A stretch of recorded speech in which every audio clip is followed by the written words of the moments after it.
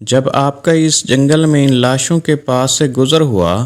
تو اپنی قوم کے 70,000 انسانوں کی اس موت ناگہانی اور بے گور و کفن لاشوں کی فراوانی دیکھ کر رنج و غم سے ان کا دل بھر گیا۔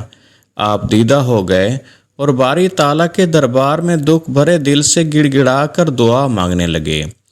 ناظرین، امید ہے آج کا یہ تاریخی واقعہ آپ کو ضرور پسند آئے گا۔ آپ سے التماس ہے کہ ہماری سپورٹ کے لیے اس ویڈیو کو لائک اور شیئر ضرور کر دیجیے گا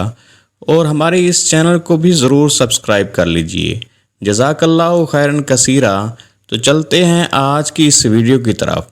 حضرت حزقیل علیہ السلام حضرت موسیٰ علیہ السلام کے تیسرے خلیفہ ہیں جو منصب نبوت پر سرفراز کیے گئے۔ حضرت موسیٰ علیہ السلام کی وفات اقدس کے بعد آپ کے خلیفہ اول حضرت یوشع بن نون علیہ السلام ہوئے، جن کو اللہ تعالیٰ نے نبوت عطا فرمائی۔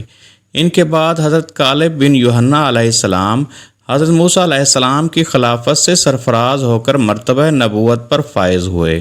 پھر ان کے بعد حضرت حزقیل علیہ السلام حضرت موسیٰ علیہ السلام کے جانشین اور نبی ہوئے۔ حضرت حزقیل علیہ السلام کا لقب ابن العجوز یعنی بڑھیا کے بیٹے ہے اور آپ ذوالکفل بھی کہلاتے ہیں۔ ابن العجوز کہلانے کی وجہ یہ ہے کہ یہ اس وقت پیدا ہوئے تھے جبکہ ان کی والدہ ماجدہ بہت بوڑھی ہو چکی تھیں، اور آپ کا لقب ذوالکفل اس لیے ہوا کہ آپ نے اپنی کفالت میں لے کر 70 انبیاء کرام کو قتل سے بچا لیا تھا، جن کے قتل پر یہودی قوم آمادہ ہو گئی تھی۔ پھر یہ خود بھی خدا کے فضل و کرم سے یہودیوں کی تلوار سے بچ گئے اور برسوں زندہ رہ کر اپنی قوم کو ہدایت فرماتے رہے۔ مردوں کے زندہ ہونے کا واقعہ کچھ اس طرح ہے کہ بنی اسرائیل کی ایک جماعت جو حضرت حزقیل علیہ السلام کے شہر میں رہتی تھی، شہر میں طاعون کی وبا پھیل جانے سے ان لوگوں پر موت کا خوف سوار ہو گیا، اور یہ لوگ موت کے ڈر سے سب کے سب شہر چھوڑ کر ایک جنگل میں بھاگ گئے اور وہیں رہنے لگے۔ تو اللہ تعالیٰ کو ان لوگوں کی یہ حرکت بہت زیادہ ناپسند ہوئی، چنانچہ اللہ تعالیٰ نے ایک عذاب کے فرشتہ کو اس جنگل میں بھیج دیا، جس نے ایک پہاڑ کی آڑ میں چھپ کر اور چیخ مار کر بلند آواز سے یہ کہہ دیا کہ موتوا یعنی تم سب مر جاؤ۔ اور اس مہیب اور بھیانک چیخ کو سن کر بغیر کسی بیماری کے بالکل اچانک یہ سب کے سب مر گئے، جن کی تعداد 70,000 تھی۔ ان مردوں کی تعداد اس قدر زیادہ تھی کہ لوگ ان کے کفن و دفن کا کوئی انتظام نہیں کر سکے، اور ان مردوں کی لاشیں کھلے میدان میں بے گور و کفن 8 دن تک پڑی پڑی سڑنے لگیں، اور بے انتہا تعفن اور بدبو سے پورے جنگل بلکہ اس کے اطراف میں بدبو پھیل گئی۔ کچھ لوگوں نے ان لاشوں پر رحم کھا کر چاروں طرف سے دیوار اٹھا دی تاکہ یہ لاشیں درندوں سے کچھ دن کے بعد حضرت حزقیل علیہ السلام کا اس جنگل میں ان لاشوں کے پاس گزر ہوا تو اپنی قوم کے 70,000 انسانوں کی اس موت ناگہانی اور بے گور و کفن لاشوں کی فراوانی دیکھ کر رنج و غم میں سے ان کا دل بھر گیا۔ آپ دیدہ ہو گئے اور باری تعالیٰ کے دربار میں دکھ بھرے دل سے گڑ گڑا کر دعا مانگنے لگے کہ یا اللہ، یہ میری قوم کے افراد تھے جو اپنی نادانی سے یہ غلطی کر بیٹھے کہ موت کے ڈر سے شہر چھوڑ کر جنگل میں آ گئے۔ یہ سب میرے شہر کے باشندے ہیں، ان لوگوں سے مجھے انس تھا اور یہ لوگ میرے دکھ سکھ کے شریک تھے۔ افسوس کہ میری قوم ہلاک ہو گئی اور میں بالکل اکیلا رہ گیا۔ اے میرے رب، یہ وہ قوم تھی جو تیری حمد کرتی تھی اور تیری توحید کا اعلان کرتی تھی اور تیری کبریائی کا خطبہ پڑھتی تھی۔ آپ بڑے سوز دل کے ساتھ دعا میں مشغول تھے کہ اچانک آپ پر یہ وحی اتر پڑی کہ اے حزقیل، آپ ان بکھری ہوئی ہڈیوں سے فرما دیجئے کہ اے ہڈیوں، بے شک اللہ تعالیٰ تم کو حکم فرماتا ہے کہ تم اکٹھا ہو جاؤ۔ یہ سن کر بکھری ہوئی ہڈیوں میں حرکت پیدا ہوئی اور ہر آدمی کی ہڈیاں جمع ہو کر ہڈیوں کے ڈھانچے بن گئے۔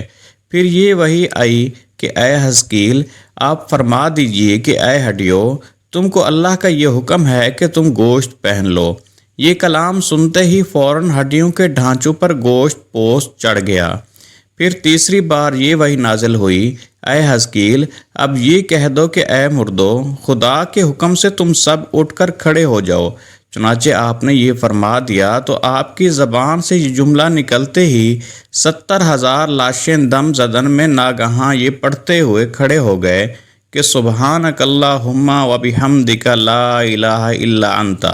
پھر یہ سب لوگ جنگل سے روانہ ہو کر اپنے شہر میں آ کر دوبارہ آباد ہو گئے اور اپنی عمروں کی مدت بھر زندہ رہے، لیکن ان لوگوں پر اس موت کا نشان اتنا باقی رہ گیا کہ ان کی اولاد کے جسموں سے سڑی ہوئی لاش کی بدبو برابر آتی رہی،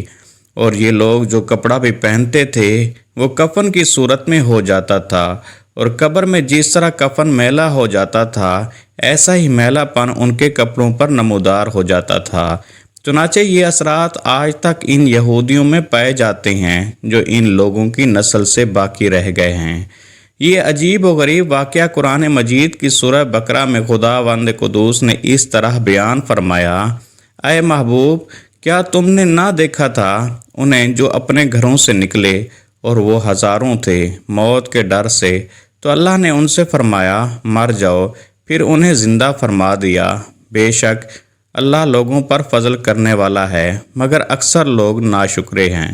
منقول ہے کہ بنو امیہ کا بادشاہ عبد الملک بن مروان جب ملک شام میں طاعون کی وبا پھیلی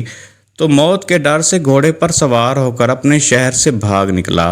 اور ساتھ میں اپنے خاص غلام اور کچھ فوج بھی لے لی، اور وہ طاعون کے ڈر سے اس قدر خائف اور ہراساں تھا کہ زمین پر پاؤں نہیں رکھتا تھا بلکہ گھوڑے کی پشت پر سوتا تھا۔ دوران سفر ایک رات اس کو نیند نہیں آئی تو اس نے اپنے غلاموں سے کہا کہ تم مجھے کوئی قصہ سناؤ، تو ہوشیار غلام نے بادشاہ کو نصیحت کرنے کا موقع پا کر یہ قصہ سنایا کہ ایک لومڑی اپنی جان کی حفاظت کے لیے ایک شیر کی خدمت گزاری کیا کرتی تھی، تو کوئی درندہ شیر کی ہیبت کی وجہ سے لومڑی کی طرف دیکھ نہیں سکتا تھا، اور لومڑی نہایت ہی بے خوفی اور اطمینان سے شیر کے ساتھ زندگی بسر کرتی رہی۔ اچانک ایک دن ایک عقاب لومڑی پر جھپٹا تو لومڑی بھاگ کر شیر کے پاس چلی گئی اور شیر نے اس کو اپنی پیٹھ پر بٹھا لیا۔ عقاب دوبارہ جھپٹا اور لومڑی کو شیر کی پیٹھ سے اپنے چنگل میں دبا کر اڑ گیا۔ لومڑی چلا چلا کر شیر سے فریاد کرنے لگی تو شیر نے کہا کہ اے لومڑی، میں زمین پر رہنے والے درندوں سے تیری حفاظت کر سکتا ہوں، لیکن آسمان کی طرف سے حملہ کرنے والوں سے میں تجھے نہیں بچا سکتا۔ یہ قصہ سن کر عبد الملک بادشاہ کو بڑی عبرت حاصل ہوئی اور اس کی سمجھ میں آ گیا کہ میری فوج ان دشمنوں سے تو میری حفاظت کر سکتی ہے جو زمین پر رہتے ہیں، مگر جو بلائیں اور وبائیں آسمان سے مجھ پر حملہ آور ہوں ان سے مجھ کو نہ ہی میری بادشاہی بچا سکتی ہے، نہ میرا خزانہ اور نہ میرا لشکر میری حفاظت کر سکتا ہے۔ آسمانی بلاؤں سے بچانے والا تو بجز خدا کے اور کوئی نہیں ہو سکتا۔ یہ سوچ کر عبد الملک بادشاہ کے دل سے طاعون کا خوف جاتا رہا اور وہ رضا الہی پر راضی رہ کر سکون و اطمینان کے ساتھ اپنے شاہی محل میں رہنے لگا۔ ناظرین، آپ کی سپورٹ کی ضرورت ہر وقت رہتی ہے، اس لیے آپ سے گزارش کرتے ہیں کہ ہمارے چینل کو سبسکرائب کر لیجئے اور ساتھ لگے بیل کے بٹن کو بھی پریس کر لیجئے تاکہ ہماری ہر آنے والی ویڈیو آپ تک بر وقت پہنچتی رہیں۔